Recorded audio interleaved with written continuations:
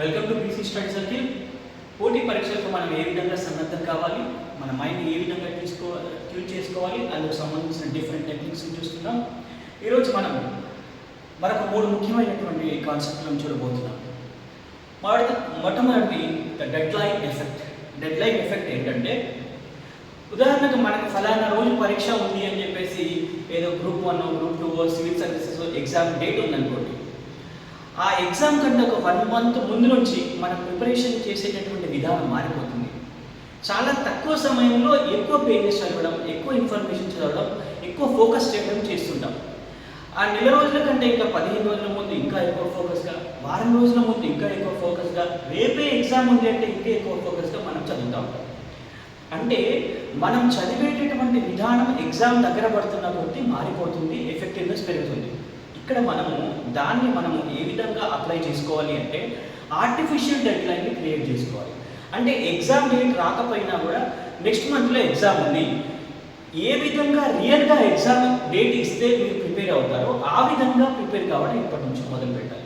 So artificial డెడ్లైన్స్ని create చేసుకొని మనం prepare అవుతే కనుక ఎఫెక్టివ్నెస్ పెరుగుతుంది. ఇది డెడ్లైన్ ఎఫెక్ట్ కాన్సెప్ట్ అన్నమాట. తర్వాతది మెటాకాగ్నిషన్. ఇదేంటంటే, మనము మన మైండ్ పనిచేసేటటువంటి విధానాన్ని తెలుసుకొని దాని ఆధారంగా మనం స్ట్రాటజీస్ని ప్లాన్ చేసుకోవడం అనమాట. అంటే మన మైండ్ ఏ విధంగా పనిచేస్తుంది అంటే, కొన్ని సబ్జెక్ట్స్ కష్టంగా ఉన్నాయనిపించవచ్చు, కొన్ని ఈజీగా ఉన్నాయనిపించవచ్చు. సమయం నేను ఈ టైంలో చదవగలుగుతాను, ఈ టైంలో చదవలేను అని అనుకోవచ్చు. సో గ్రూప్లో చదివితే నేను ఎఫెక్టివ్గా చదువుతానా, ఒంటరిగా చదివితే ఎఫెక్టివ్గా చదువుతానా, ఈ విధంగా మీరు మీ మైండ్ పనిచేసేటటువంటి విధానాన్ని ఒక్కసారి తరచి చూసుకొని దాని ఆధారంగా స్ట్రాటజీస్ని ప్లాన్ చేసుకోవడాన్ని మెటాకాగ్నిషన్ అంటారనమాట. తర్వాతది హాథార్న్ ఎఫెక్ట్. హాథార్న్ ఎఫెక్ట్ ఏంటంటే, మనము వేరే వాళ్ళు చూస్తున్నప్పుడు చాలా చక్కగా చదువుతాము, ఎఫెక్టివ్గా చదువుతాము అనేటటువంటిది ఈ సిద్ధాంతం యొక్క ముఖ్యాంశం అన్నమాట.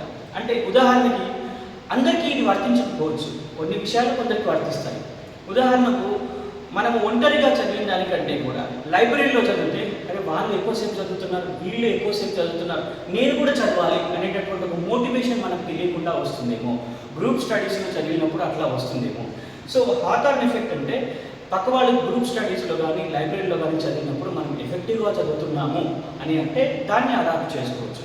అంటే మన మైండ్ ఏ విధంగా ఉంటుంది, దాన్ని ఎలా ట్యూన్ చేసుకోవాలి అనేటటువంటి విధానాన్ని ఈ 3 రకాలైనటువంటి టెక్నిక్ ద్వారా మార్చుకొని ఉన్నతమైనటువంటి ఫలితాలను పొందాలి. Wish you all the best.